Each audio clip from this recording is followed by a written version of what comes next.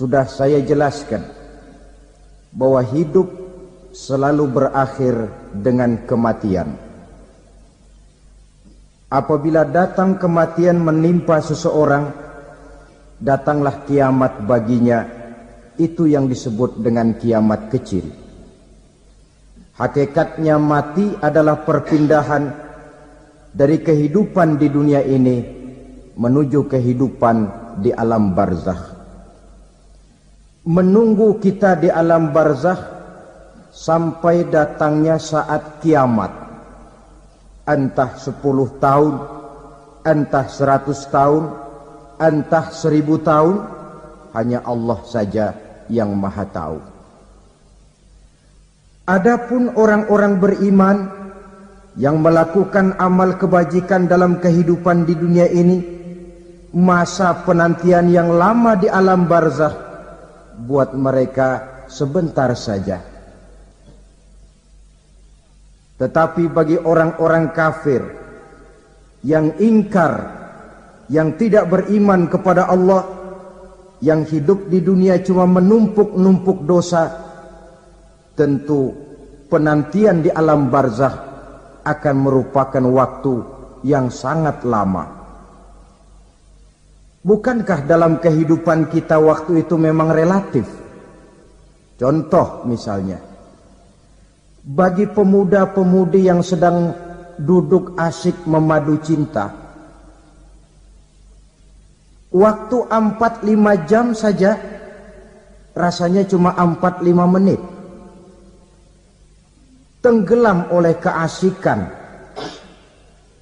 Tapi buat orang yang berbaring di rumah sakit, meratap di balik-balik apa itu tembok derita kata lagu, di balik dinding-dinding penjara, sehari bagai seminggu, seminggu rasa sebulan, sebulan boleh jadi rasa setahun. Penantian yang sangat lama.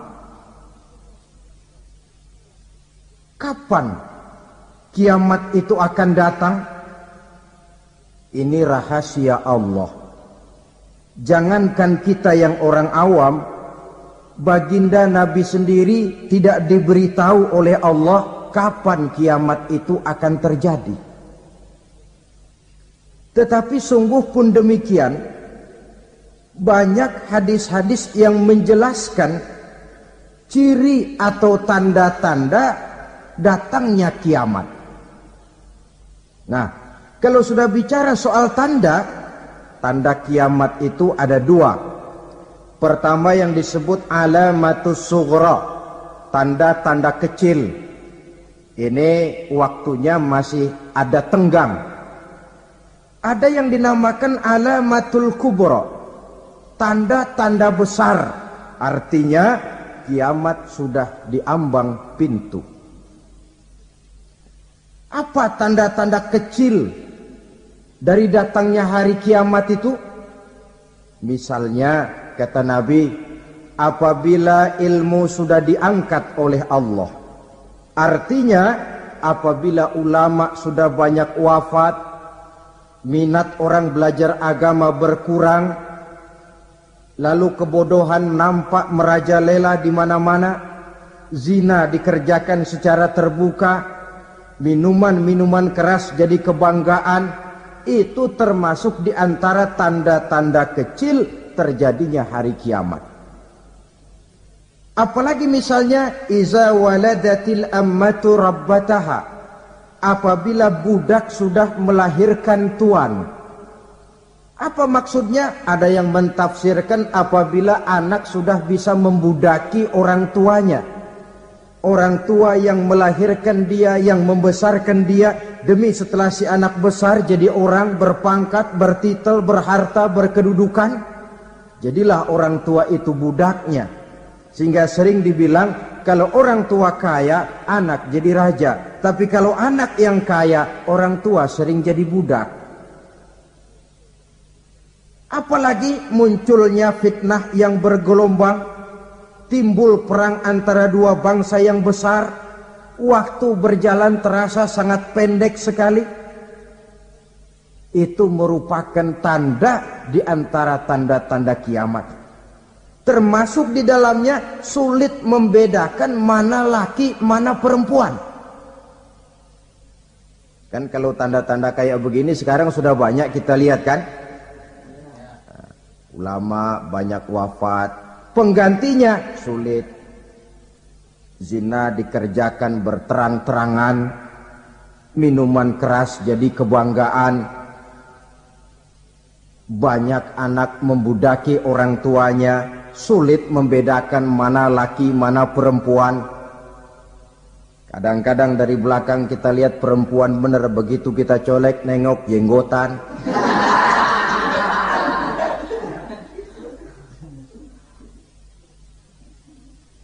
Ini termasuk tanda-tanda kecil. Masih ada tenggang sampai akan terjadinya kiamat itu. Nah, yang dimaksud dengan tanda-tanda besar, ini tanda besar artinya kiamat sudah di ambang pintu. Pertama, matahari terbit dari sebelah barat. Apabila matahari sudah terbit dari arah sebelah barat, tertutuplah sudah pintu taubat. Bersabda Nabi kita, la taqumus sa'atu hatta tatlu'a syamsu min maghribiha. Tidak akan datang hari kiamat sampai matahari terbit dari arah sebelah barat. Fa iza tala'at, manakala matahari telah terbit dari arah sebelah barat, wa ra'ahan nasu, manusia banyak menyaksikan itu, amanu ajma'un, mereka pun lalu beriman. Yang tadinya kafir, yang tadinya ingkar, yang tadinya membangkang, setelah melihat matahari terbit dari sebelah barat, buru-buru beriman, berlomba-lomba mengucap 2 kalimat syahadat. Tapi apa yang terjadi? Kata Nabi, wadzalika hina la yanfa'u nafsan imanuha lam takun amanat min qabl. Hari itu adalah hari yang iman sudah tidak berguna lagi bagi seseorang apabila sebelumnya memang dia tidak pernah beriman. Au kasabat fi imaniha khaira, atau beriman tetapi tidak pernah melakukan kebajikan di dalam keimanannya itu. Hari yang sudah kasib, hari yang sudah terlambat, beriman tidak akan ada gunanya lagi. Ini pelajaran buat kita. Sebelum sang surya terbit dari sebelah barat, sebelum nafas sampai di tenggorokan, artinya pintu taubat masih terbuka. Kalau 2 hal itu sudah terwujud, nafas sudah sampai di kerongkongan, atau matahari sudah terbit dari arah sebelah barat, tertutuplah sudah pintu taubat. Tak ada lagi gunanya pangkat, jabatan, harta, bahkan beriman pun dalam suasana macam itu. Too late, kata orang Kulon. Sudah terlambat. Matahari terbit dari arah sebelah barat. Itu tanda besar, artinya kiamat sudah di ambang pintu. Lalu apalagi tanda besar? Munculnya Dajjal. Dajjal artinya pendusta-pendusta yang menyesatkan manusia. Ada 2 macam Dajjal, saudara. Ada Dajjal kecil. Ini Dajjal kelas teri. Kalau ini sejak zaman Rasulullah sudah ada itu. Tiap zaman ada. Di zaman Rasulullah misalnya ada yang bernama Aswad al-Unsi dari Yaman. Ada yang namanya Musailamah al-Kazzab dari Yamamah. Ada yang namanya Ibnu Sayyad dari Madinah. Ini Dajjal-Dajjal di zaman Rasul. Musailamatul Kazzab memproklamirkan diri jadi nabi dia. Di zaman Rasul masih hidup. Ini Dajjal zaman Nabi. Di zaman sahabat muncul Dajjal-Dajjal. Di zaman kita sekarang ini Dajjal-Dajjal pun gentayangan. Dajjal-Dajjal kelas teri. Kerjanya mendustakan manusia, menyesatkan manusia, memalingkan manusia dari jalan yang benar dan diridhoi oleh Allah Subhanahu wa taala. Adapun yang merupakan tanda besar dari datangnya kiamat, dajjal-dajjal kelas kakap, pembohong-pembohong besar yang menyesatkan masyarakat manusia berpaling dari jalan Allah mengikuti jalan mereka. Apa sih ciri dajjal itu? Kata Nabi dalam hadis Bukhari Muslim, innad dajjala, sesungguhnya yang namanya dajjal itu yakhruju, satu saat akan muncul mendekati hari kiamat. Wa inna ma'ahu ma'an, si dajjal ini membawa air, wa naran, dan juga membawa api. Dua simbol. Di tangan yang satu dia bawa air, di tangan yang satu dia bawa api. Wa ammal ladzi yarahu an-nasu ma'an fanarun. Adapun yang orang banyak lihat air, hakikatnya adalah api. Yang dilihat api, hakikatnya adalah air. Oleh sebab itu, kalau api yang ditawarkan, ambillah air. Kalau air yang ditawarkan, pilihlah api. Maksudnya apa ini? Ini bahasa simbol, saudara-saudara. Dajjal bicaranya seolah-olah untuk kepentingan manusia, menawarkan surga. Surga yang dia tawarkan hakikatnya neraka. Hai manusia, kalau kau mau bahagia, jangan dekat-dekat dengan agama. Solat itu tidak efektif dan efisien, tidak produktif dari segi ekonomi itu. Menghadiri majelis taklim cuma buang-buang waktu. Tahajud, tasbih, tahlil, baca Quran, apa itu? Pekerjaan mubazir saja. Hidup ini cuma sekali, masa yang cuma sekali, manfaatkan dengan sebaik-baiknya. Mumpung, dibawanya sifat mumpung tetapi dalam pengertian yang sangat negatif. Bicaranya seolah-olah untuk kepentingan manusia, tetapi sebenarnya menjerumuskan manusia. Menawarkan air, tapi sebenarnya api. Menawarkan api, tapi hakikatnya air. Buat apa kamu sholat? Buat apa kamu bayar zakat? Buat apa kamu puasa? Surga yang dicanangkan dajjal, hakikatnya neraka. Neraka yang digambarkan dajjal, pada dasarnya adalah surga. Jadi memutarbalikkan fakta itu kerjaan dajjal. Yang hak jadi batil, yang batil dibilang hak, yang benar jadi salah, yang salah malah jadi benar. Tuntunan disuruh jadi tontonan, tontonan malah menjadi tuntunan. Itu pekerjaan dajjal profesinya. Zamannya Nabi Adam, dajjalnya kan iblis. Betul? Betul. Apa sih rayuan iblis itu? Allah setelah menciptakan Nabi Adam kan bilang, Adam, kau dan istrimu Hawa tinggal di surga ini. Seluruh fasilitas yang ada di surga persilahkan kau nikmati. Satu yang tidak boleh, jangan coba-coba dekati pohon khuldi. Dekat saja jangan, apalagi sampai memetiknya. Datang dajjal yang namanya iblis ini. Adam, kamu tahu nggak kenapa tidak boleh makan buah khuldi? Ya nggak tahu, pokoknya saya dilarang. Bodoh kamu Dam. Khuldun artinya kekal. Kalau kamu makan itu buah, kau akan kekal di surga buat selamanya.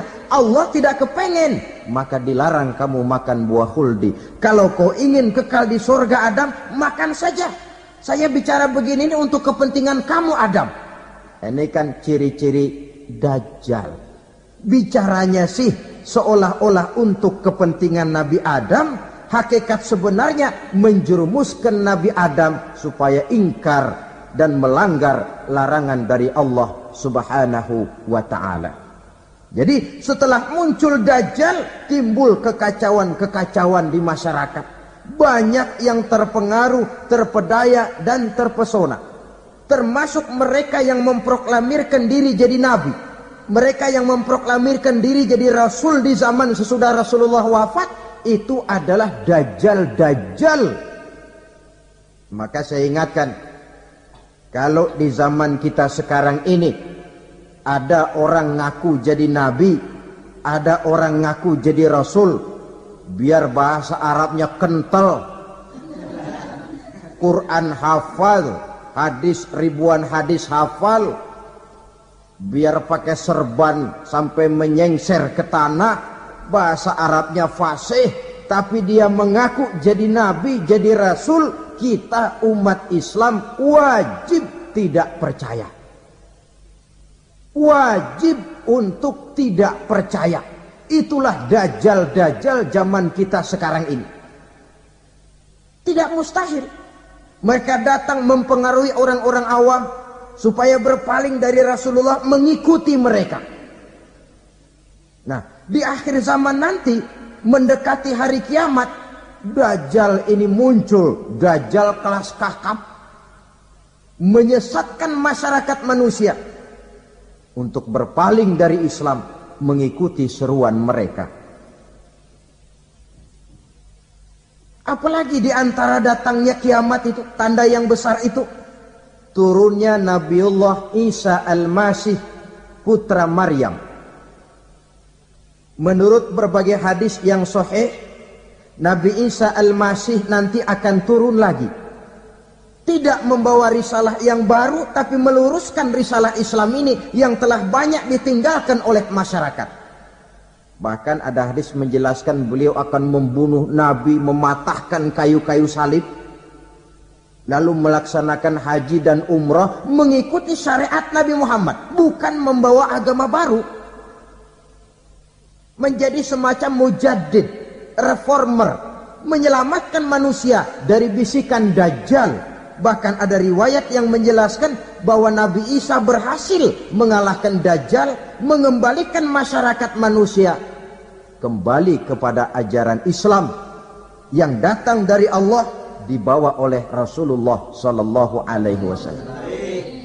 Dengan kata lain, turunnya Nabi Isa bukan sebagai nabi dan rasul baru, tetapi mengikuti syariat Nabi kita Muhammad sallallahu alaihi wasallam. Saudara hadirin, ibu-ibu hadirat yang saya hormati, kemudian apalagi di antara tanda-tanda besar akan datangnya kiamat itu? Keluarnya asap atau awan. Kata Nabi, inna min asrati sa'ah dukhanan yamla'u ma bainal masyriqi wal maghrib. Di antara tanda-tanda kiamat, munculnya awan atau asap yang memenuhi antara langit dan bumi.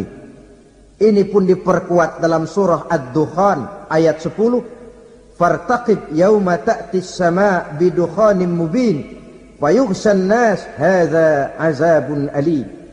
Bagi orang-orang yang beriman, mereka biasa-biasa saja. Tapi bagi orang kufur, datangnya asap dan awan ini merupakan azab yang kelewat pedih. Barangkali sedikit mendekati gambaran tentang azab yang pedih ini, saya ingatkan alam pikiran kita kepada peristiwa yang belum lama terjadi.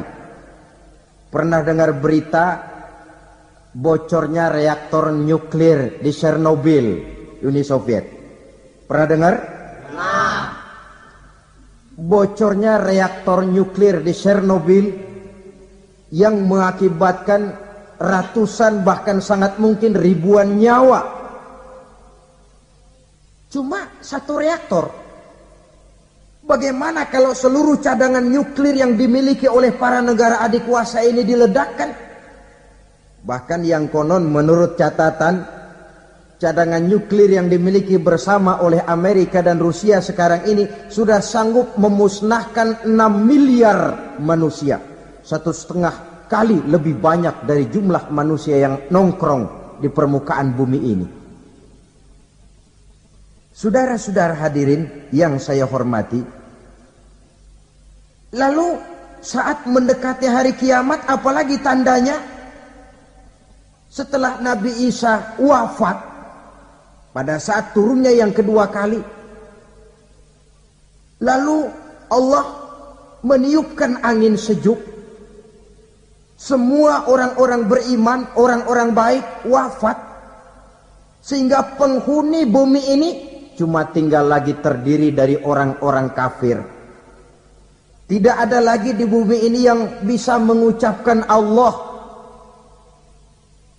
Sehingga dalam hadis qudsi itu ada keterangan, Innallaha azza wa jalla yaqulu li Israfil.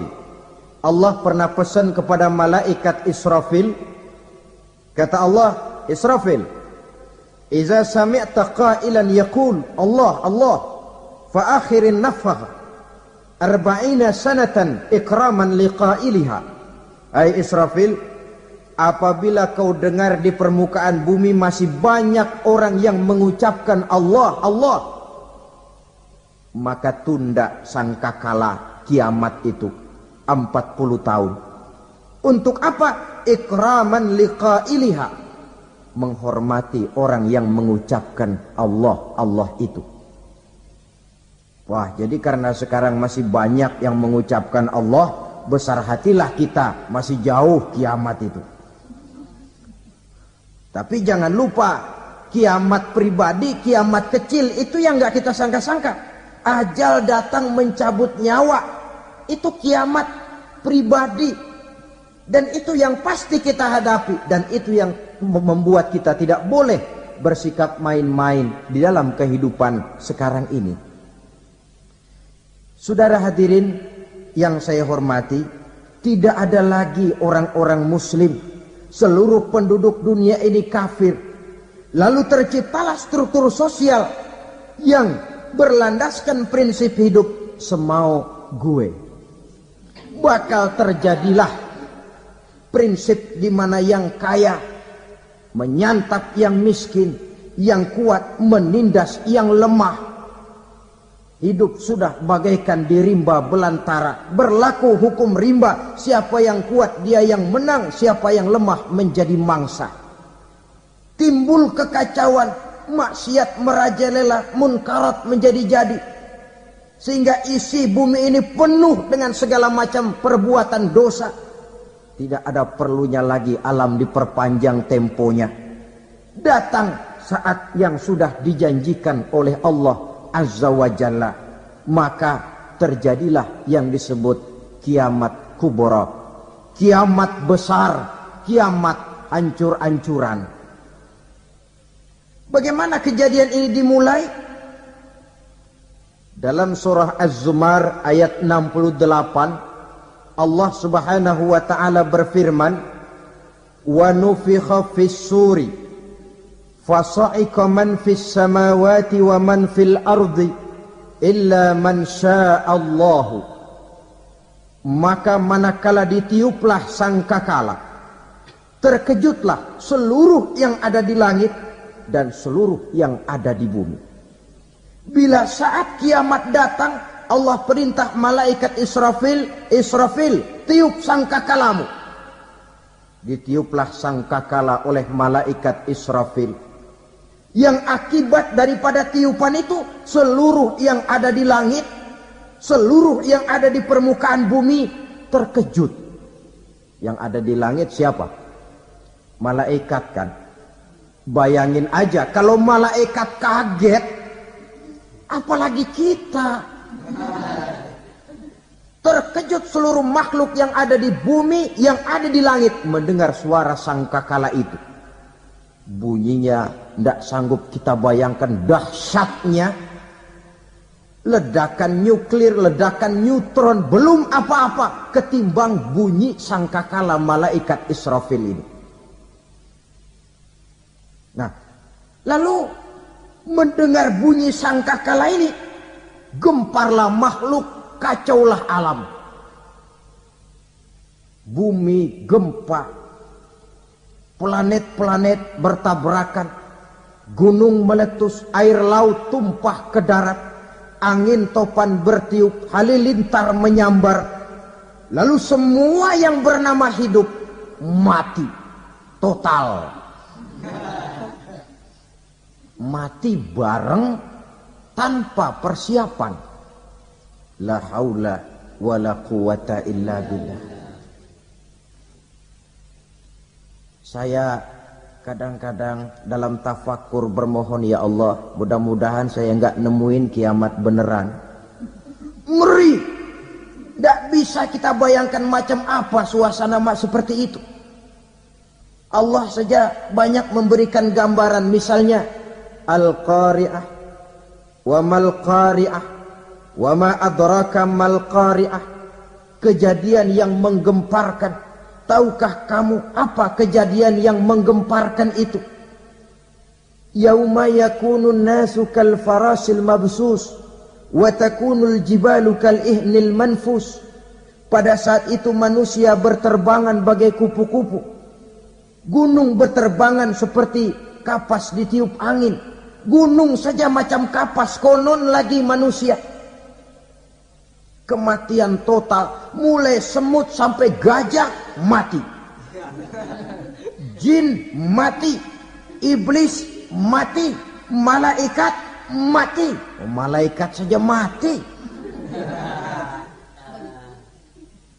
Saudara hadirin yang saya hormati, kematian total yang tanpa persiapan. Orang bilang, Pak, kalau mati bareng begitu yang repot malaikat maut dong ya. Cabut sana, cabut sini. Itu kalau menurut logika kita. Mestinya begitu menurut logika. Tapi logika juga yang bilang nggak perlu serepot itu.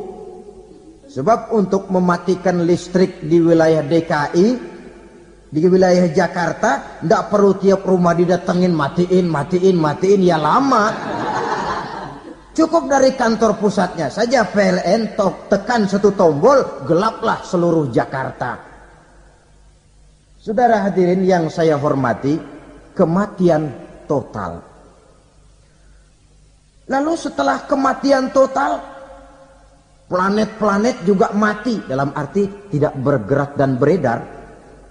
Angin mati, dalam arti tidak bertiup. Air mati, dalam arti tidak ada riak gelombang. Pokoknya semua mati. Kullu nafsin za'iqatul maut. Semua yang bernafas mati. Dalam ayat lain, kullu man 'alaiha fan. Semua yang ada di permukaan bumi fana. Yang kekal cuma Allah Subhanahu wa ta'ala. Yang paling belakang mati, malaikat maut dan malaikat Israfil. Tapi mati juga sesuai dengan janji Allah. Menurut hadis Bukhari Muslim dari Abi Hurairah, masa tenggang waktu antara kematian total pada tiupan sangkakala pertama dengan proses kebangkitan pada tiupan sangkakala kedua 40 lamanya. Tidak dijelaskan oleh Abi Hurairah 40 jam, apa 40 hari, apa 40 tahun. Hadis-hadis cuma menyebutkan 40 saja. Sunyi alam yang tinggal cuma Allah saja lagi. Ketika itu Allah berseru-seru, katanya, limanil mulkul yauma. Siapa para penguasa hari ini? Mana itu raja-raja dan penguasa yang dulu mengaku jadi Tuhan? Fir'aun. Mana Fir'aun sekarang? Yang dulu jadi raja, merasa berhasil, sombong, lalu tidak mau turun-turun dari kekuasaannya, sampai kepada puncak kekurang ajarannya mengangkat diri jadi Tuhan. Mana itu Fir'aun? Namrus. Mana sekarang Namrus? La ilaha illa ana. Ternyata tidak ada Tuhan lain selain daripada aku, kata Allah. Proses kemudian, saudara-saudara, turunlah hujan dari langit. 40 lamanya hujan itu. Tidak jelas juga 40 jam atau 40 hari. Setelah air turun membasahi, datanglah tiupan sangkakala yang kedua. Semua yang bernama mati bangkit dari kuburnya masing-masing. Ini yang disebut yaumul ba'tsi, hari kebangkitan. Allahu Akbar. Pada saat kita bangkit dari kubur kita masing-masing, kumpul di padang mahsyar namanya. Bayangin aja, saya sendiri nggak sanggup bayangin.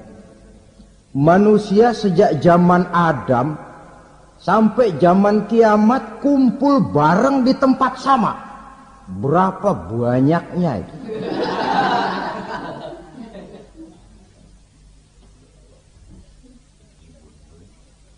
Dan yang luar biasa menurut satu riwayat, pada saat bangkit itu, Masya Allah, roman muka kita berubah. Disesuaikan dengan amalan kita waktu di dunia ini. Barang siapa yang waktu di dunia amalannya itu amalan tikus, di akhirat nanti dia bangkit dari kubur, mukanya seperti muka tikus. Gagah betul badannya, tapi mukanya seperti tikus. Kenapa? Amalannya waktu di dunia seperti amalan tikus. Apa amalan tikus itu? Suka ngegeragoti barang yang sudah disimpan rapi-rapi. Orang sudah simpan uang rapi-rapi, simpan perhiasan rapi-rapi, digeragoti oleh tikus. Maling-maling, pencoleng-pencoleng, koruptor-koruptor, itu nanti di akhirat nanti kita lihat mukanya seperti muka tikus. Oh, ini waktu di dunia suka nyolong, hanya seperti muka tikus. Barang siapa yang waktu di dunia ini amalannya itu amalan macan, dia akan bangkit nanti mukanya seperti muka macan. Apa amalan macan? Macan itu amalannya menang-menangan. Orang yang mau menang saja nggak mau mengalah. Coba lihat di hutan. Kenal hutan nggak? Nah. Di hutan, raja hutan di mana-mana pasti macan. Betul kan? Betul. Padahal hutan belum pernah bikin pemilihan umum. Tapi macan tidak peduli ada pemilihan umum apa tidak, pokok saya raja. Sebab apa? Macan jadi raja itu bukan karena benar, tapi karena kuat jadi raja. Setelah dia jadi raja, rakyat hutan yang mesti dilindungi malah dimakan oleh raja macan. Kambing rakyat hutan dimakan oleh macan. Ayam rakyat hutan dimakan oleh macan. Itu nanti kita lihat di akhirat itu mukanya seperti muka macan, gagah betul. Lalu barang siapa yang di dunia ini amalannya itu seperti amalan anjing, nanti dia punya muka seperti muka anjing. Apa amalan anjing? Pertama, anjing itu kalau disuruh jaga rumah, dia tidak bisa membedakan mana maling, mana tamu. Biar yang datang maling kalau bawa tulang, anjing kalem. Yang kedua, anjing itu akan setia kepada siapa saja yang memberinya roti. Siapa yang memberinya roti, itulah majikannya. Apa kata majikannya, pasti dia laksanakan. Soal benar atau salah, dia tidak peduli. Setelah anjing dapat roti, dia tidak punya pilihan lain kecuali bilang, abdi mah kumaha juragan wae ayeuna mah.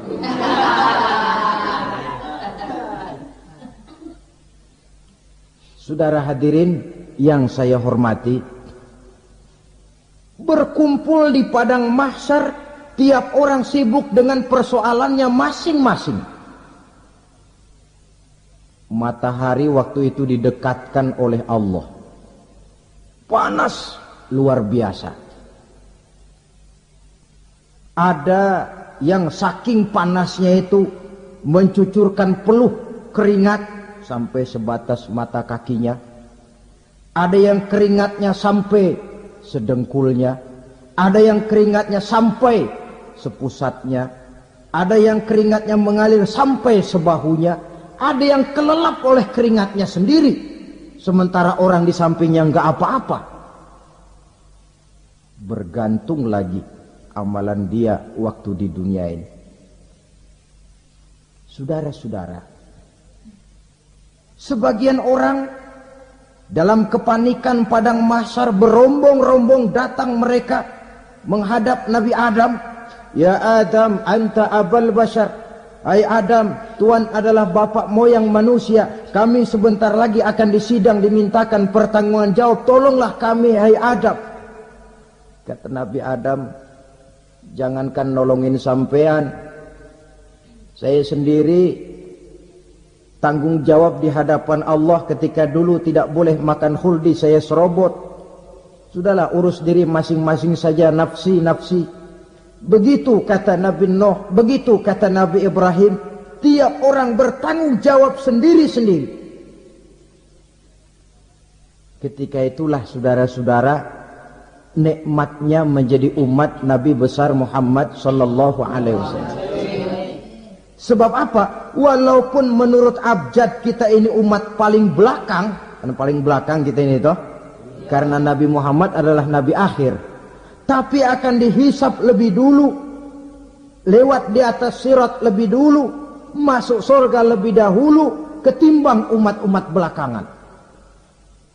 Ketika Rasul mendekati ajal, beliau tanyakan itu kepada malaikat Jibril. Malaikat Jibril berkata, Muhammad, jangan khawatir, Allah sudah berjanji, inni haramtul jannata ala sairil anbiya hatta tadkhulaha anta, wa haramtuha ala sairil umami hatta tadkhulaha ummatuka.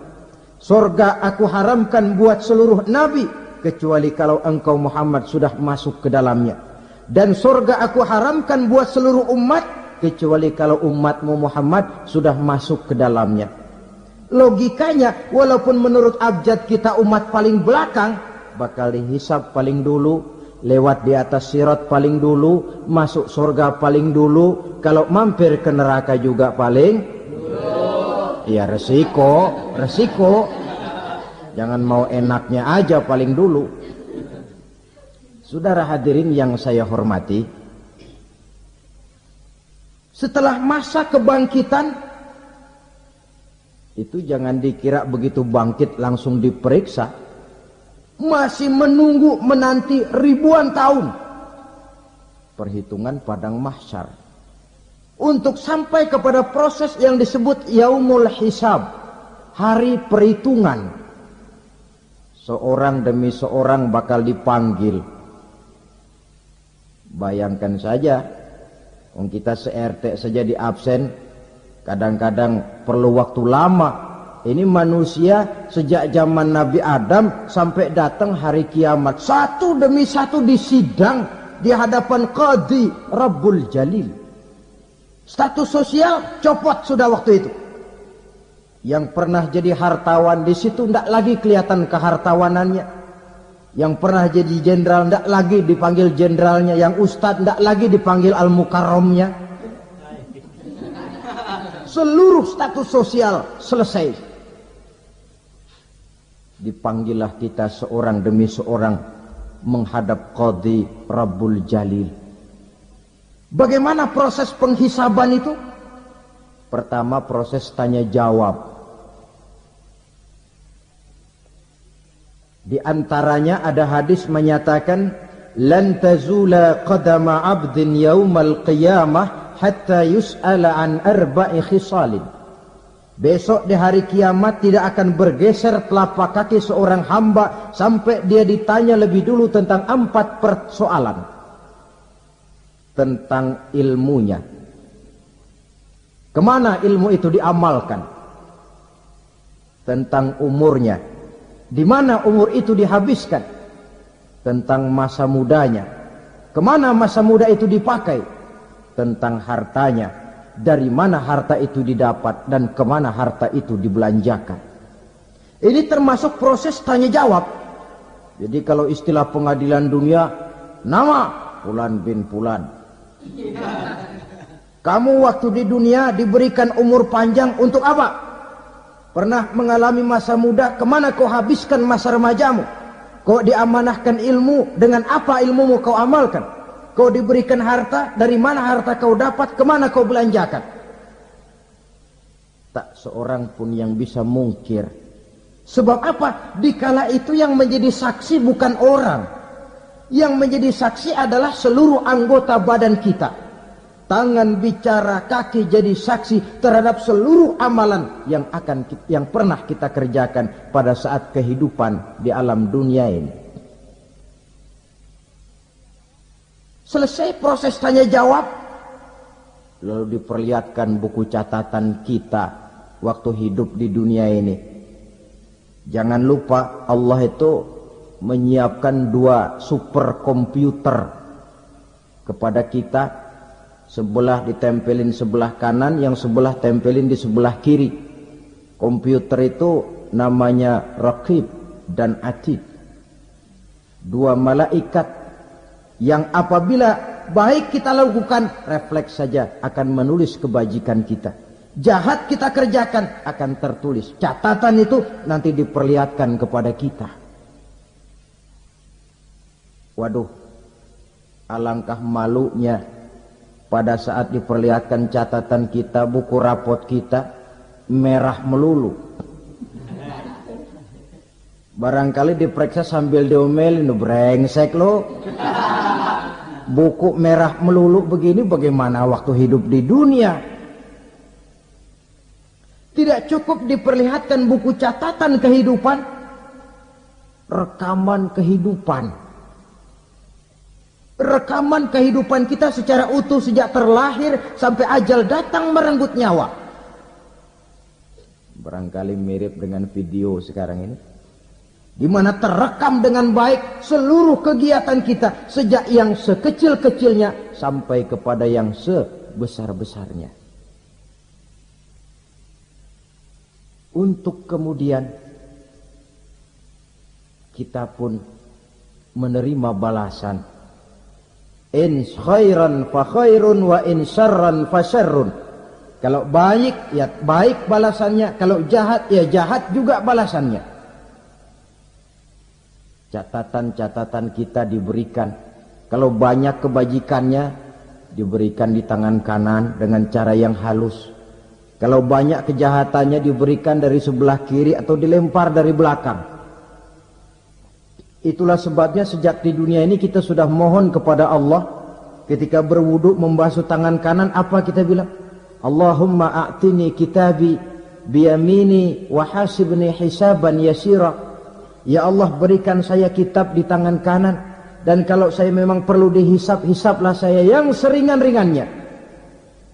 Tangan kiri berlindung kita kepada Allah. Jangan sampai diberikan kitab di tangan kiri atau dari arah sebelah belakang.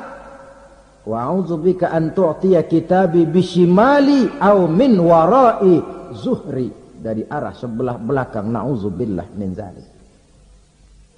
Setelah selesai lewat proses penghisaban, lewat mizan, timbangan, maka yang sudah selesai dihisab itu bergeraklah menuju sirat, jembatan yang terbentang menuju surga melalui neraka.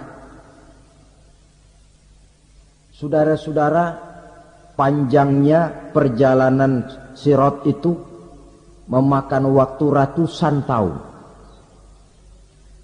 Tetapi orang yang lewat di atas sirat pun macam-macam, bergantung amalannya ketika di dunia ini.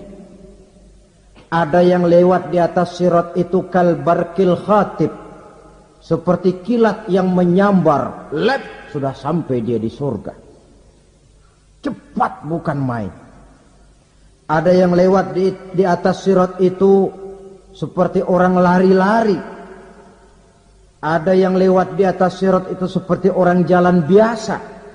Ada yang sambil merangkak, ada yang sambil ngesor, ada yang sambil gelayutan, ada yang selamat sampai ke ujung ke surga, ada yang tergelincir jatuh masuk ke dalam neraka, bergantung amalannya dalam kehidupan di dunia sekarang ini. Tiap kita akan melewati yang namanya sirat ini. Saudara-saudara kaum muslimin yang saya hormati, dengan demikian mereka yang selamat melalui sirat sampai ke terminal akhir surga, mereka yang ketika dihisab ternyata banyak kejahatannya daripada kebaikannya, mereka singgah di dalam neraka. Nah, adapun orang-orang yang beriman menurut ayat Quran dan hadis Nabi itu nanti ada bermacam-macam. Ada orang beriman itu yang dimasukkan surga. Ada orang beriman itu yang dimasukkan ke dalam surga. Ada orang beriman itu yang disebut penduduk surga. Kenapa lain-lain, Pak? Karena waktu di dunia amalannya juga lain-lain. Ada orang beriman yang masuk surga. Ini paling murah tiketnya. Mau masuk surga? Kata Nabi begini, "Ma min abdin qala la ilaha illallah thumma mata ala dhalik illa dakhala al-jannah." Kalau seorang hamba sudah mengucap dua kalimat syahadat, dia yakin dengan kebenaran kalimat itu sampai matinya, orang itu akan masuk surga. Abi Dzar yang waktu itu diajak bicara heran, "Ya Rasul, kok gampang betul?" Iya. Walaupun orang itu mencuri, iya. Walaupun orang itu berzina, iya. Biar dia mencuri, biar dia berzina, kalau dia sudah mengucap dua kalimat syahadat, dia yakin dengan kebenaran kalimat itu sampai matinya, itu orang akan masuk surga. Jadi masuk surga cukup dua kalimat syahadat, yakin sampai mati, masuk surga. Itu perkara masuk. Tapi kalau pertanyaannya diterusin, masuknya kapan, Pak? Nah, ini lain lagi urusannya. Sebab ada yang masuknya itu langsung, ada yang mampir dulu. Di sana tempat cuma dua, kalau tidak surga, neraka. Mau ke surga tapi mampir dulu, yang mampirnya jelas di neraka. Kenapa? Dalam hadis qudsi ada riwayat, nanti itu di akhirat, setelah Allah selesai mengatur penduduk surga masuk surga, yang neraka masuk neraka, Allah berkata kepada malaikat Malik, malaikat Malik, labaik ya Allah, itu bajingan-bajingan tengik, manusia-manusia durjana yang waktu di dunia tidak mau sujud, jauh dari ulama, gemar melakukan yang munkarat dan maksiat, hidup di tengah masyarakat selalu jadi bibit keonaran, kufur, sudah masuk neraka semua. Sudah ya Allah. Nah, kalau sudah, coba sekarang kamu masuk, Malik. Saya, iya, masuk neraka. Mau apa ya Allah? Kata Allah, akhriju minan nar man kana fi qalbihi misqala habbatin min khardalin min iman. Kau masuk neraka, cari di dalam neraka orang-orang yang ada imannya walaupun kecil sebesar biji zarah, angkat mereka keluar. Masuk malaikat Malik ke neraka, cari orang yang ada imannya, korek-korek. Ya repot, udah pada gosong.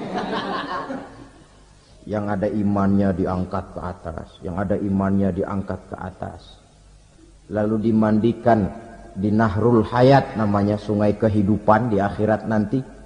Cakep lagi rupanya, bersih lagi wajahnya, apel di hadapan Allah. Kata Allah, bagaimana Mas? Kapok enggak sampean? Kapok ya Allah. Nah, kalau kapok, idhab fadkhulil jannah, pergi masuk surga sana. Berangkat mereka ke surga, ketemu sama teman-temannya yang udah sampai lebih dulu, yang nggak pakai mampir lagi. Terjadi dialog, Kata teman-temannya yang udah pada nyampe duluan, Mas, iya, emang baru sampai? Saya baru sampai. Memang mampir di mana dulu, Mas? Kita sudah lama sampai di surga. Saudara buka surah Al-Muddatsir ayat 34-35. Ma salakakum fis saqar? Kenapa kamu mampir di neraka Saqar? Qalu lam nakum minal musallin. Mereka menjawab, kami mampir di neraka Saqar, Mas, gara-gara dulunya kami waktu di dunia ndak pernah sholat. Ndak pernah sholat? Ndak pernah. Karena rumahnya dekat masjid. Cuma dekat doang, Mas.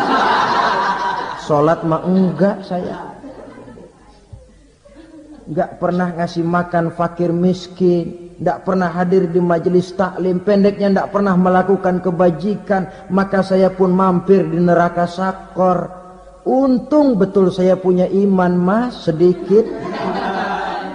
Waktu hidup di dunia dulu saya pernah mengucap 2 kalimat syahadat. Sekali-kalinya waktu mau kawin.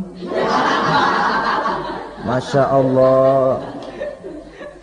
Untung saja kawin. Kalau nggak kawin polos.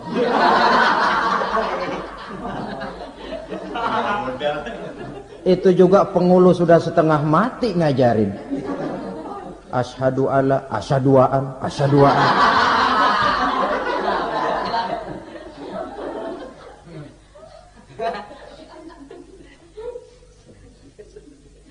Ini namanya masuk surga, ada mampir dulu. Ada pula orang mukmin itu yang dimasukkan surga. Namanya dimasukkan kan terima beres. Saya masuk ke rumah, jalan sendiri, cari tempat sendiri. Saya dimasukkan ke dalam rumah, terima beres, pokok ada di dalam, itu dimasukkan namanya. Nggak pakai mampir. Tapi tentu tiketnya lebih mahal ketimbang yang pertama tadi. Apa kata Allah?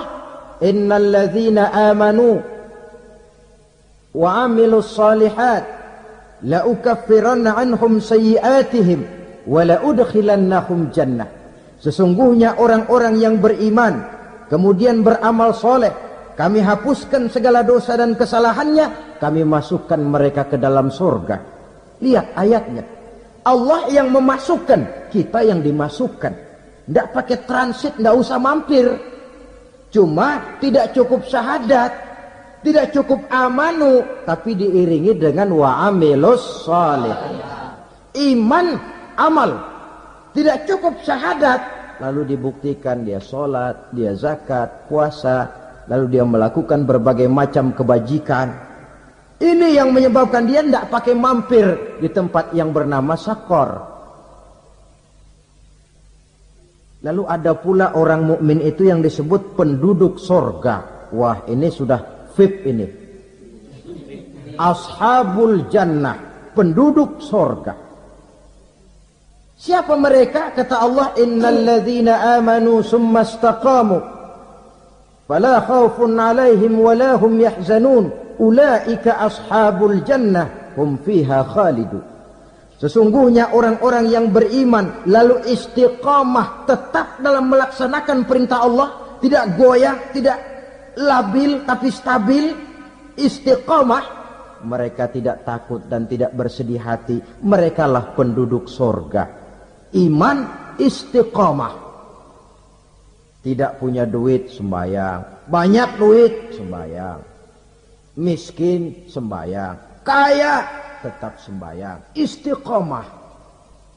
Kadang orang kalau susah rajin ke masjid, banyak duitnya ngelihat masjid melengos. Itu yang dibilang waktu miskin hamba Allah, setelah kaya jadi hamba harta. Bergeser, tidak ada nilai istiqomahnya. Saudara-saudara, dengan begitu penduduk neraka itu dua. Ada penduduk permanen, ada penduduk yang semi permanen.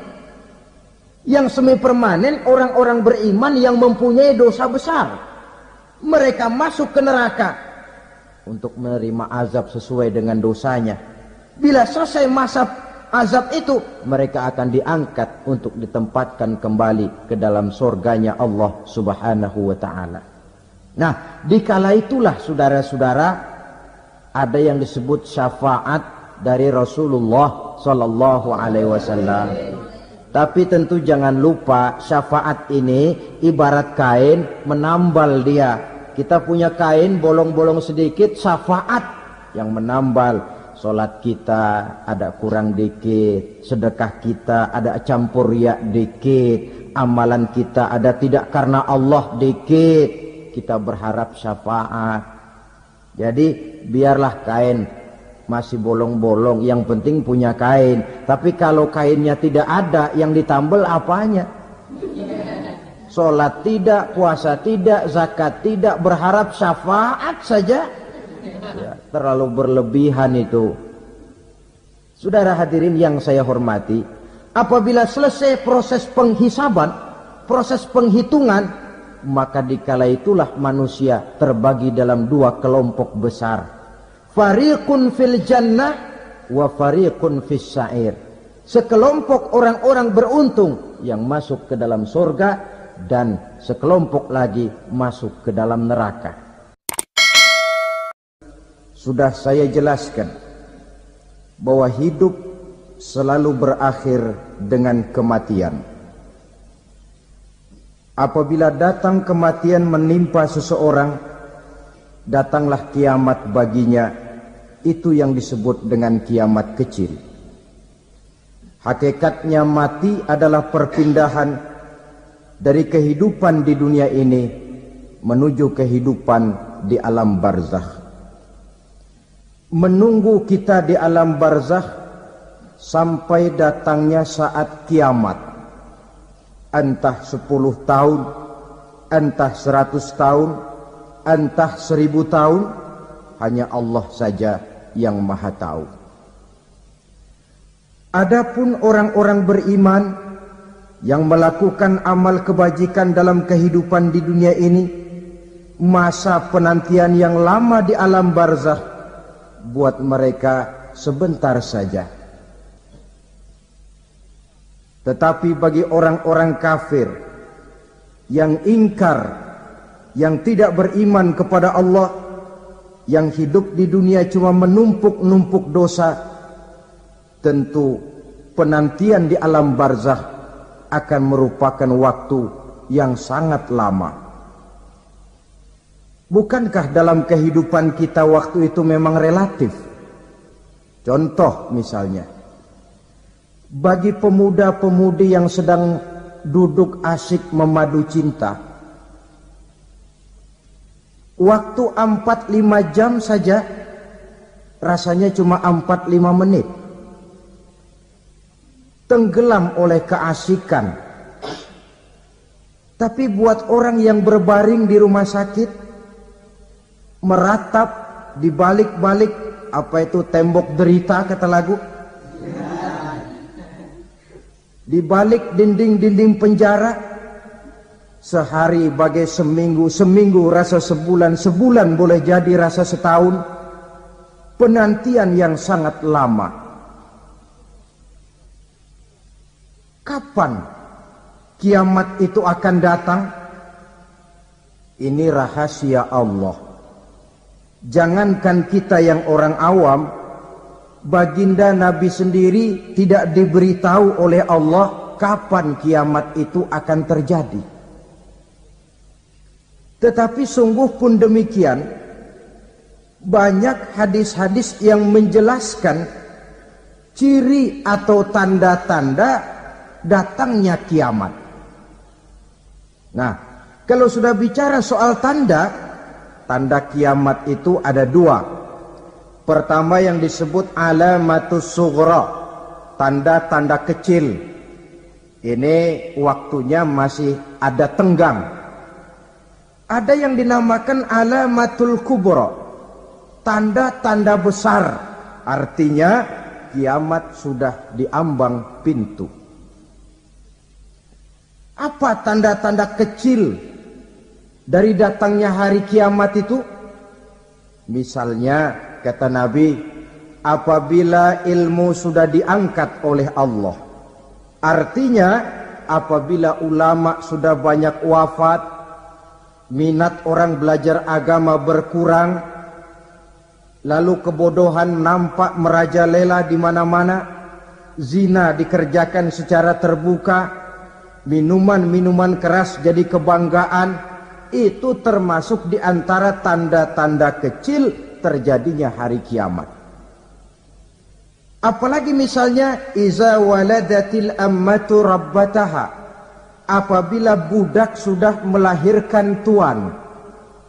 Apa maksudnya? Ada yang mentafsirkan apabila anak sudah bisa membudaki orang tuanya.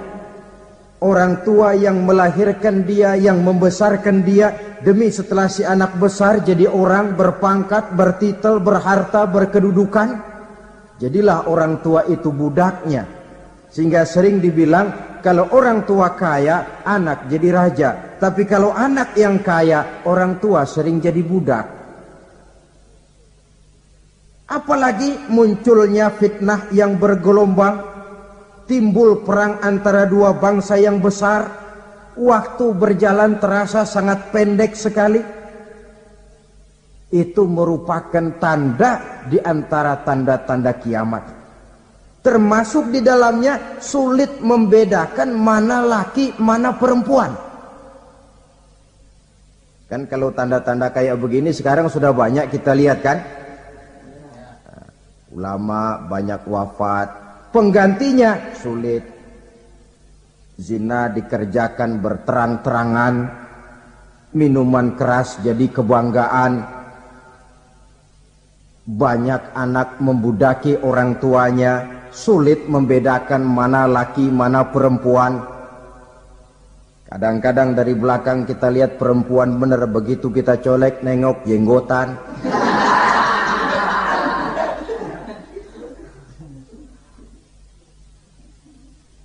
Ini termasuk tanda-tanda kecil, masih ada tenggang sampai akan terjadinya kiamat itu. Nah, yang dimaksud dengan tanda-tanda besar, ini tanda besar artinya kiamat sudah di ambang pintu. Pertama, matahari terbit dari sebelah barat.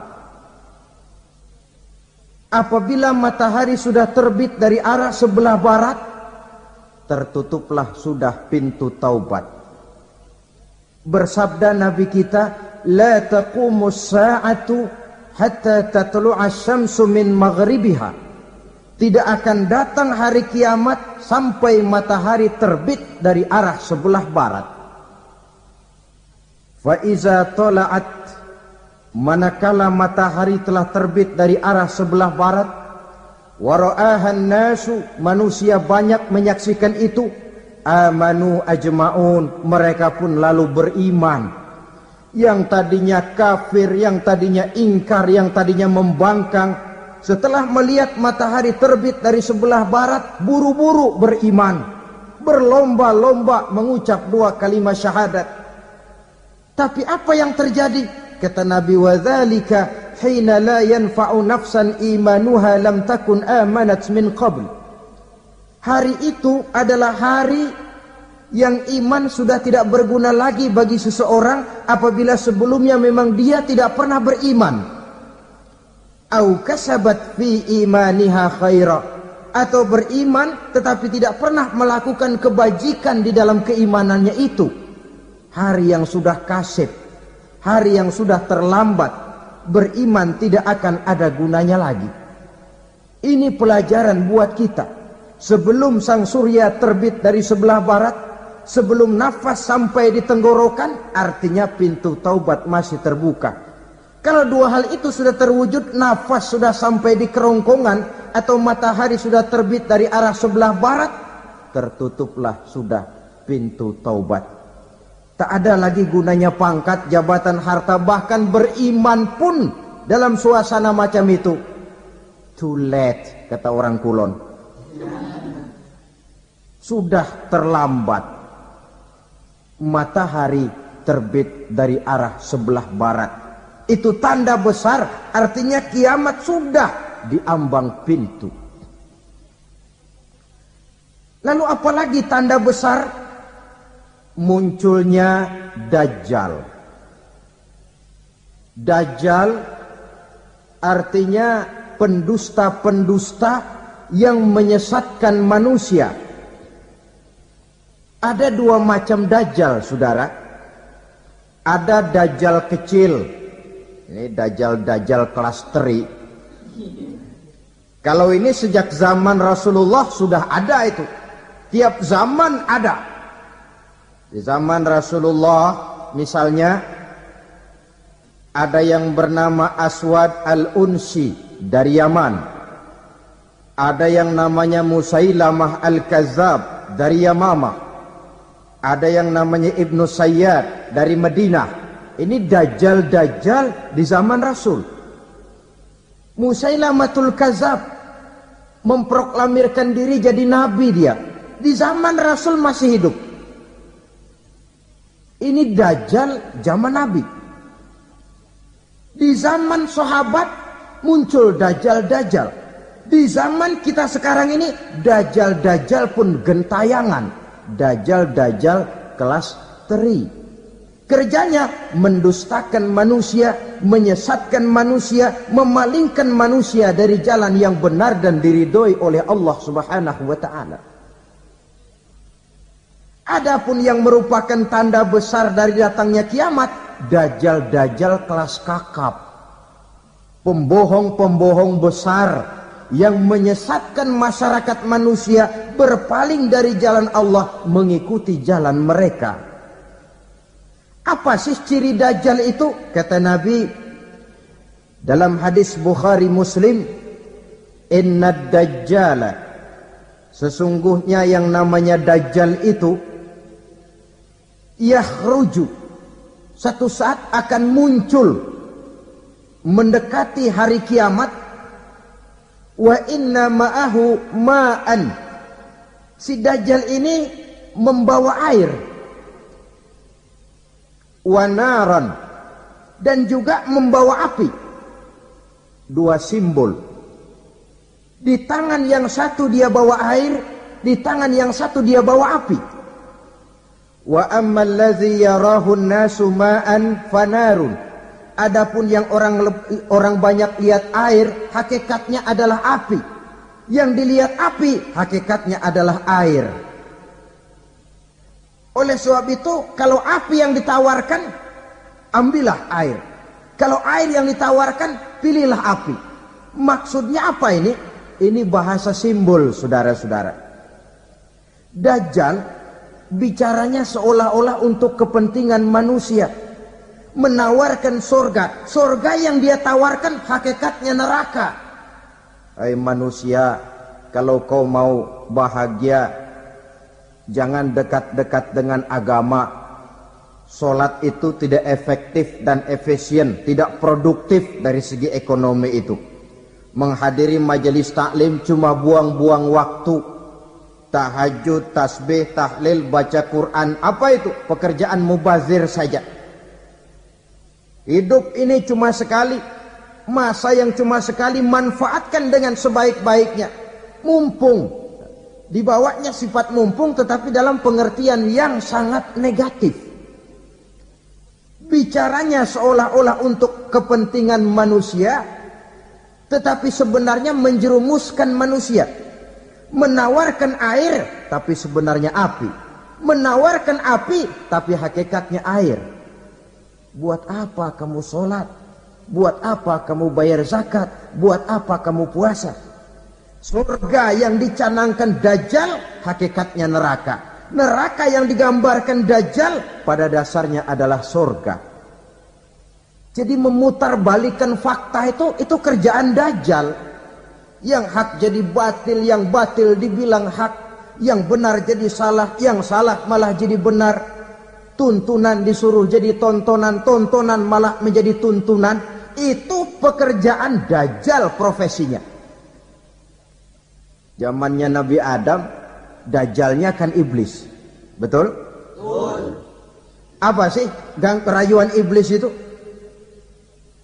Allah setelah menciptakan Nabi Adam kan bilang, Adam, kau dan istrimu Hawa tinggal di surga ini. Seluruh fasilitas yang ada di surga persilahkan kau nikmati. Satu yang tidak boleh, jangan coba-coba dekati pohon khuldi. Dekat saja jangan, apalagi sampai memetiknya. Datang Dajjal yang namanya iblis ini. Adam, kamu tahu nggak kenapa tidak boleh makan buah khuldi? Ya nggak tahu, pokoknya saya dilarang. Bodoh kamu, Dam. Khuldun artinya kekal.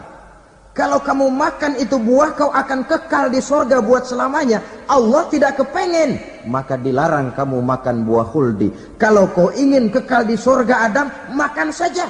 Saya bicara begini ini untuk kepentingan kamu, Adam. Ini kan ciri-ciri Dajjal. Bicaranya sih seolah-olah untuk kepentingan Nabi Adam. Hakikat sebenarnya menjerumuskan Nabi Adam supaya ingkar dan melanggar larangan dari Allah Subhanahu wa ta'ala. Jadi setelah muncul Dajjal, timbul kekacauan-kekacauan di masyarakat. Banyak yang terpengaruh, terpedaya dan terpesona. Termasuk mereka yang memproklamirkan diri jadi nabi. Mereka yang memproklamirkan diri jadi rasul di zaman sesudah Rasulullah wafat, itu adalah Dajjal-Dajjal.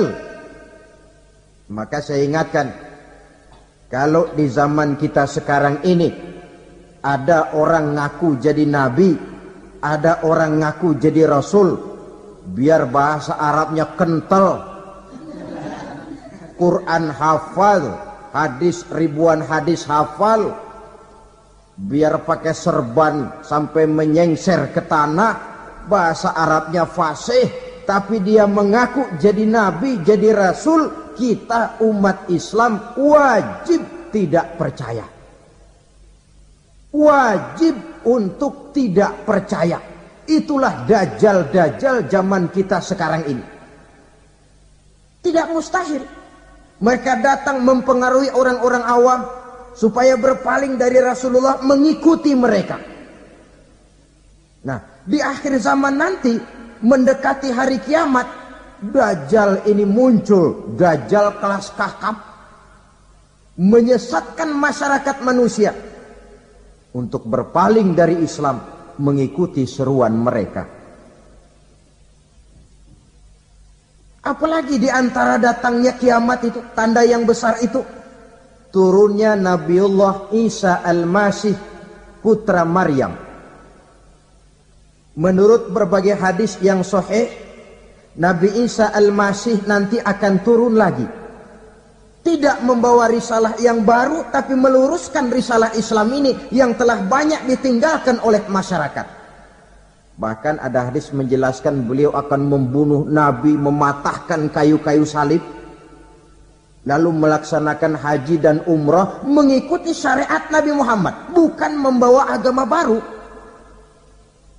Menjadi semacam mujaddid, reformer, menyelamatkan manusia dari bisikan Dajjal. Bahkan ada riwayat yang menjelaskan bahwa Nabi Isa berhasil mengalahkan Dajjal, mengembalikan masyarakat manusia kembali kepada ajaran Islam yang datang dari Allah, dibawa oleh Rasulullah sallallahu alaihi wasallam. Dengan kata lain, turunnya Nabi Isa bukan sebagai nabi dan rasul baru, tetapi mengikuti syariat Nabi kita Muhammad sallallahu alaihi wasallam. Saudara hadirin, ibu-ibu hadirat yang saya hormati, kemudian apalagi di antara tanda-tanda besar akan datangnya kiamat itu? Keluarnya asap atau awan. Kata Nabi, inna min asrati sa'ah dukhanan yamla'u ma bainal masyriqi wal maghrib. Di antara tanda-tanda kiamat, munculnya awan atau asap yang memenuhi antara langit dan bumi. Ini pun diperkuat dalam surah Ad-Dukhan ayat 10. Fartaqib yauma ta'ti as-sama' bidukhanin mubin fayughshan nas hadza azabun alim. Bagi orang-orang yang beriman, mereka biasa-biasa saja. Tapi bagi orang kufur, datangnya asap dan awan ini merupakan azab yang kelewat pedih. Barangkali sedikit mendekati gambaran tentang azab yang pedih ini, saya ingatkan alam pikiran kita kepada peristiwa yang belum lama terjadi. Pernah dengar berita bocornya reaktor nuklir di Chernobyl, Uni Soviet?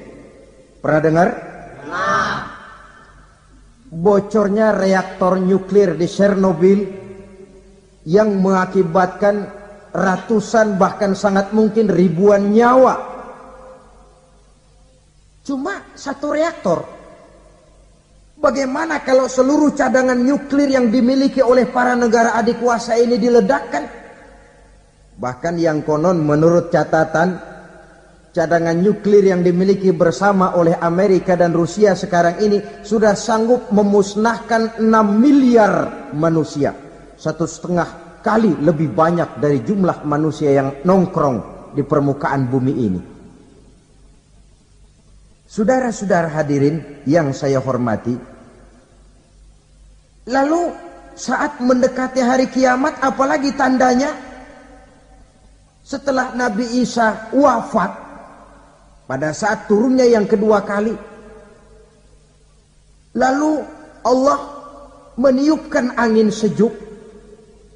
Semua orang-orang beriman, orang-orang baik wafat, sehingga penghuni bumi ini cuma tinggal lagi terdiri dari orang-orang kafir. Tidak ada lagi di bumi ini yang bisa mengucapkan Allah.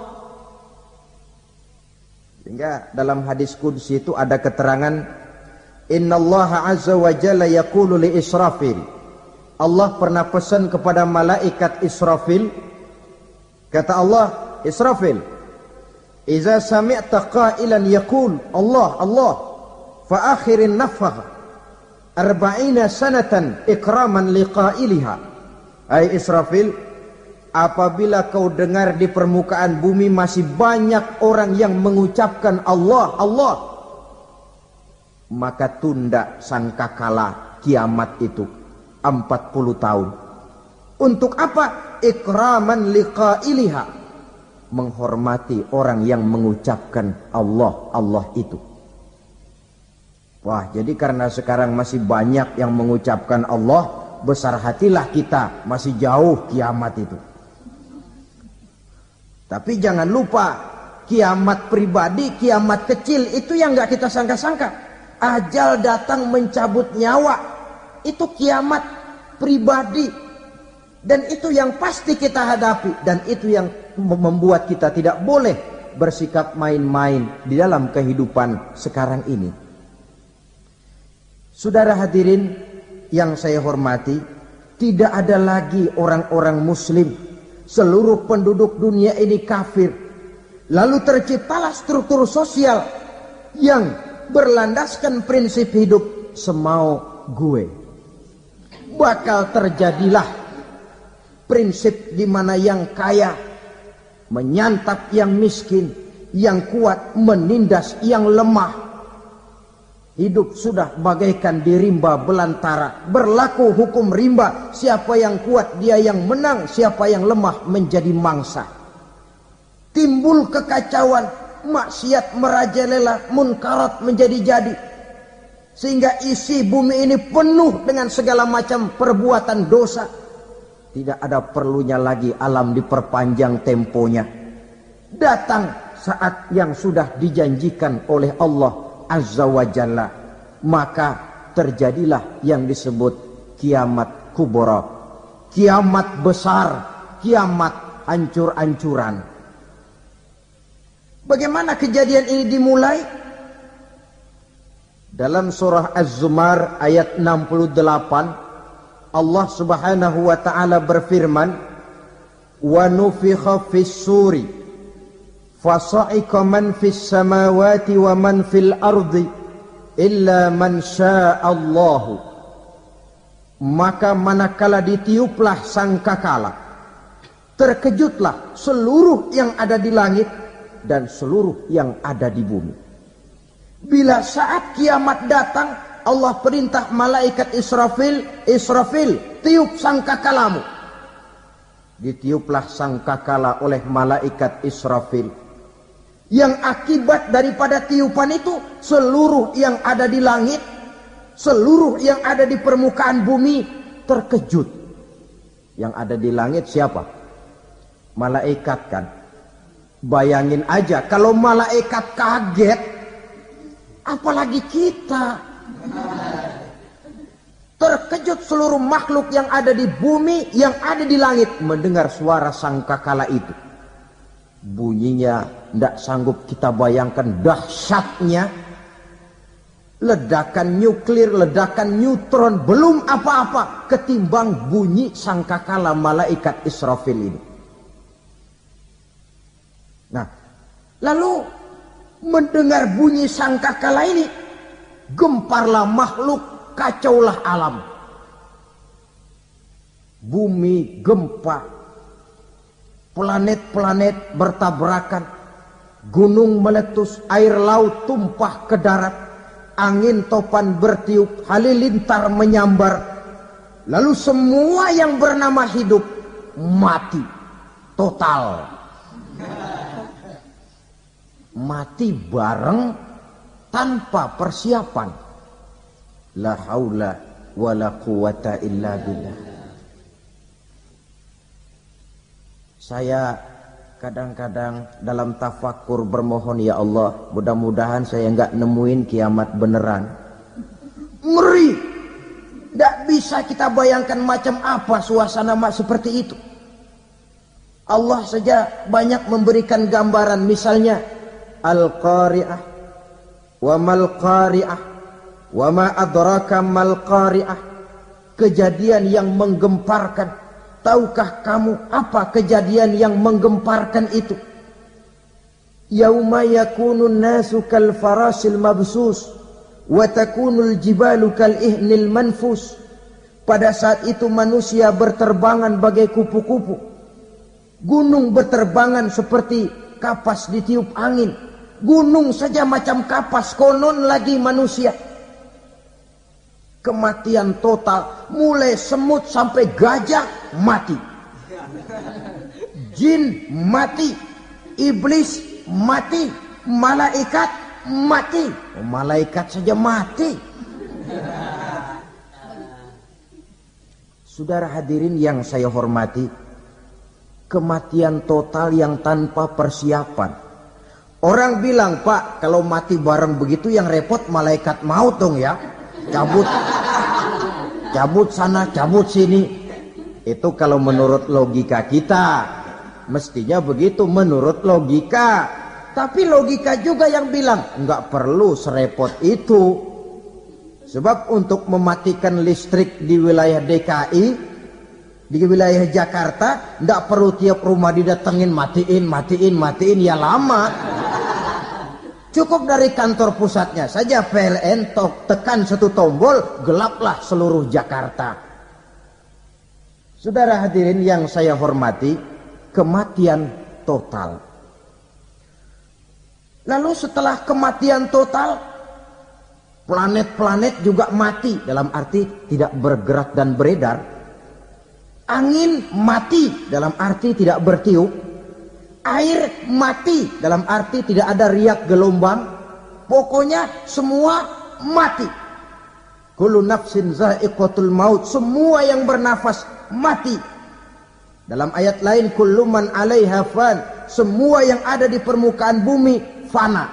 Yang kekal cuma Allah Subhanahu wa ta'ala. Yang paling belakang mati, malaikat maut dan malaikat Israfil. Tapi mati juga sesuai dengan janji Allah.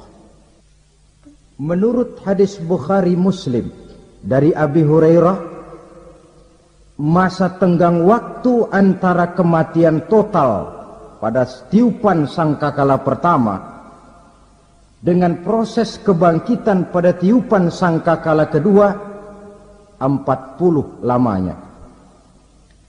Tidak dijelaskan oleh Abi Hurairah 40 jam, apa 40 hari, apa 40 tahun. Hadis-hadis cuma menyebutkan 40 saja. Sunyi alam, yang tinggal cuma Allah saja lagi. Ketika itu Allah berseru-seru, katanya, limanil mulkul yauma. Siapa para penguasa hari ini? Mana itu raja-raja dan penguasa yang dulu mengaku jadi Tuhan? Fir'aun. Mana Fir'aun sekarang?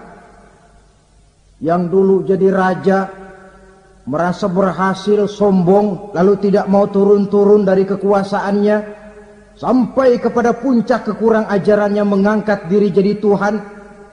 Mana itu Fir'aun? Namrus. Mana sekarang Namrus? La ilaha illa ana. Ternyata tidak ada Tuhan lain selain daripada aku, kata Allah. Proses kemudian, saudara-saudara, turunlah hujan dari langit. 40 lamanya hujan itu. Tidak jelas juga 40 jam apa 40 hari. Setelah air turun membasahi, datanglah tiupan sangkakala yang kedua. Semua yang bernama mati bangkit dari kuburnya masing-masing. Ini yang disebut Yaumul Ba'thi, hari kebangkitan. Allahu Akbar. Pada saat kita bangkit dari kubur kita masing-masing, kumpul di padang mahsyar namanya. Bayangin aja, saya sendiri nggak sanggup bayangin. Manusia sejak zaman Adam sampai zaman kiamat kumpul bareng di tempat sama. Berapa banyaknya itu?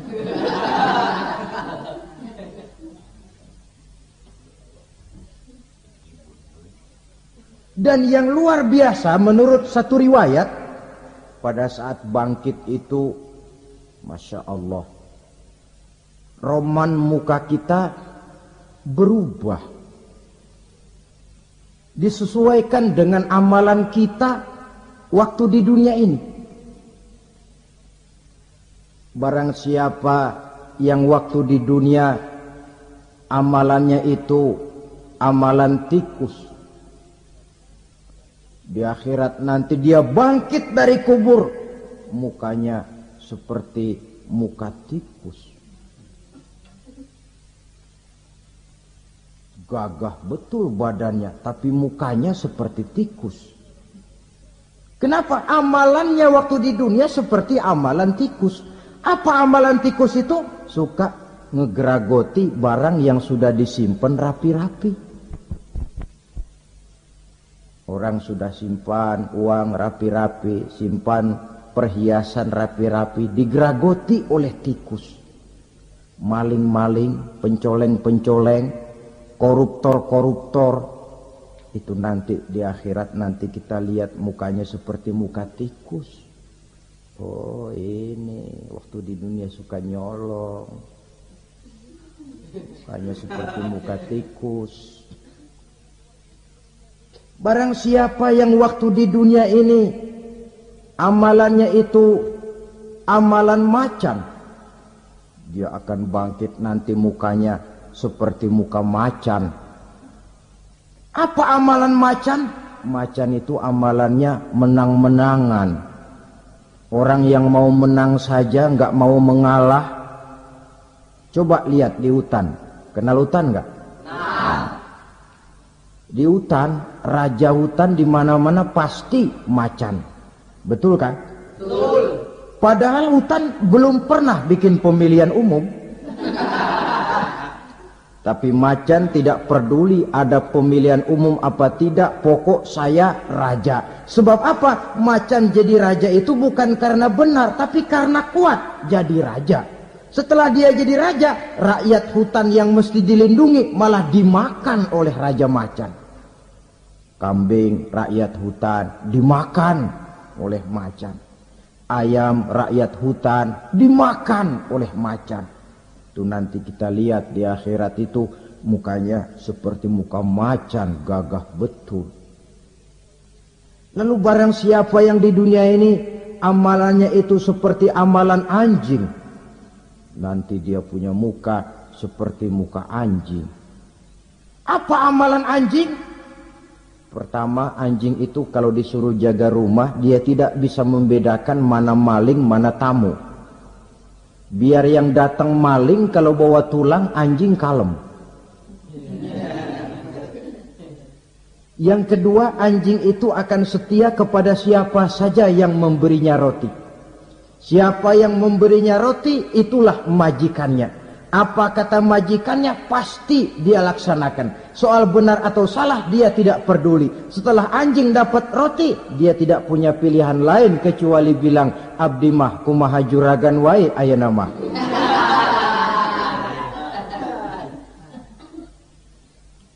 Saudara hadirin yang saya hormati, berkumpul di padang mahsyar, tiap orang sibuk dengan persoalannya masing-masing. Matahari waktu itu didekatkan oleh Allah. Panas luar biasa. Ada yang saking panasnya itu mencucurkan peluh keringat sampai sebatas mata kakinya. Ada yang keringatnya sampai sedengkulnya. Ada yang keringatnya sampai sepusatnya. Ada yang keringatnya mengalir sampai sebahunya. Ada yang kelelap oleh keringatnya sendiri, sementara orang di sampingnya enggak apa-apa. Bergantung lagi amalan dia waktu di dunia ini. Saudara-saudara, sebagian orang dalam kepanikan padang mahsyar berombong-rombong datang mereka menghadap Nabi Adam. Ya Adam, anta abal bashar. Hai Adam, Tuhan adalah bapak moyang manusia. Kami sebentar lagi akan disidang, dimintakan pertanggungan jawab. Tolonglah kami, hai Adam. Kata Nabi Adam, jangankan nolongin sampean, saya sendiri tanggung jawab di hadapan Allah. Ketika dulu tidak boleh makan khuldi, saya serobot. Sudahlah, urus diri masing-masing saja, nafsi. Begitu kata Nabi Nuh, begitu kata Nabi Ibrahim. Tiap orang bertanggung jawab sendiri-sendiri. Ketika itulah saudara-saudara, nikmatnya menjadi umat Nabi besar Muhammad sallallahu alaihi wasallam. Sebab apa? Walaupun menurut abjad kita ini umat paling belakang, karena paling belakang kita ini toh, karena Nabi Muhammad adalah Nabi akhir. Tapi akan dihisap lebih dulu, lewat di atas sirat lebih dulu, masuk surga lebih dahulu ketimbang umat-umat belakangan. Ketika Rasul mendekati ajal, beliau tanyakan itu kepada malaikat Jibril. Malaikat Jibril berkata, Muhammad jangan khawatir, Allah sudah berjanji, inni haramtul jannata ala sairil anbiya hatta tadkhulaha anta. Wa haramtuha ala sairil umami hatta tadkhulaha ummatuka. Surga aku haramkan buat seluruh nabi kecuali kalau engkau Muhammad sudah masuk ke dalamnya. Dan surga aku haramkan buat seluruh umat kecuali kalau umatmu Muhammad sudah masuk ke dalamnya. Logikanya, walaupun menurut abjad kita umat paling belakang, bakal dihisab paling dulu, lewat di atas sirat paling dulu, masuk surga paling dulu, kalau mampir ke neraka juga paling dulu. Ya resiko. Jangan mau enaknya aja paling dulu. Saudara hadirin yang saya hormati, setelah masa kebangkitan, itu jangan dikira begitu bangkit langsung diperiksa. Masih menunggu menanti ribuan tahun perhitungan padang mahsyar untuk sampai kepada proses yang disebut yaumul hisab, hari perhitungan.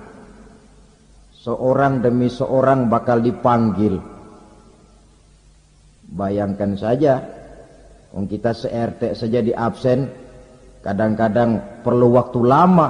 Ini manusia sejak zaman Nabi Adam sampai datang hari kiamat, satu demi satu disidang di hadapan Qadhi Rabbul Jalil. Status sosial copot sudah waktu itu. Yang pernah jadi hartawan di situ tidak lagi kelihatan kehartawanannya. Yang pernah jadi jenderal tidak lagi dipanggil jenderalnya. Yang ustadz tidak lagi dipanggil al-mukarramnya. seluruh status sosial selesai. Dipanggillah kita seorang demi seorang menghadap Qadhi Rabbul Jalil. Bagaimana proses penghisaban itu? Pertama, proses tanya jawab. Di antaranya ada hadis menyatakan, lan tazula qadama 'abdin yaumal qiyamah hatta yus'ala an arba'i khisalin. Besok di hari kiamat tidak akan bergeser telapak kaki seorang hamba sampai dia ditanya lebih dulu tentang 4 persoalan. Tentang ilmunya. Kemana ilmu itu diamalkan? Tentang umurnya. Di mana umur itu dihabiskan? Tentang masa mudanya. Kemana masa muda itu dipakai? Tentang hartanya. Dari mana harta itu didapat dan kemana harta itu dibelanjakan. Ini termasuk proses tanya jawab. Jadi kalau istilah pengadilan dunia, nama Fulan bin Fulan. Kamu waktu di dunia diberikan umur panjang untuk apa? Pernah mengalami masa muda, kemana kau habiskan masa remajamu? Kau diamanahkan ilmu, dengan apa ilmumu kau amalkan? Kau diberikan harta, dari mana harta kau dapat, kemana kau belanjakan? Tak seorang pun yang bisa mungkir. Sebab apa? Dikala itu yang menjadi saksi bukan orang. Yang menjadi saksi adalah seluruh anggota badan kita. Tangan bicara, kaki jadi saksi terhadap seluruh amalan yang pernah kita kerjakan pada saat kehidupan di alam dunia ini. Selesai proses tanya jawab, lalu diperlihatkan buku catatan kita waktu hidup di dunia ini. Jangan lupa Allah itu menyiapkan 2 superkomputer kepada kita. Sebelah ditempelin sebelah kanan, yang sebelah tempelin di sebelah kiri. Komputer itu namanya Raqib dan Atid. 2 malaikat yang apabila baik kita lakukan, refleks saja akan menulis kebajikan kita. Jahat kita kerjakan akan tertulis. Catatan itu nanti diperlihatkan kepada kita. Waduh, alangkah malunya pada saat diperlihatkan catatan kita, buku rapot kita merah melulu. Barangkali diperiksa sambil diomelin, brengsek lo. Buku merah melulu begini, bagaimana waktu hidup di dunia? Tidak cukup diperlihatkan buku catatan kehidupan, rekaman kehidupan. Rekaman kehidupan kita secara utuh sejak terlahir sampai ajal datang merenggut nyawa. Barangkali mirip dengan video sekarang ini, di mana terekam dengan baik seluruh kegiatan kita sejak yang sekecil-kecilnya sampai kepada yang sebesar-besarnya. Untuk kemudian kita pun menerima balasan. In khairan fa khairun wa in syarran fa syarrun. Kalau baik ya baik balasannya, kalau jahat ya jahat juga balasannya. Catatan-catatan kita diberikan. Kalau banyak kebajikannya diberikan di tangan kanan dengan cara yang halus. Kalau banyak kejahatannya diberikan dari sebelah kiri atau dilempar dari belakang. Itulah sebabnya sejak di dunia ini kita sudah mohon kepada Allah. Ketika berwudu membasuh tangan kanan, apa kita bilang?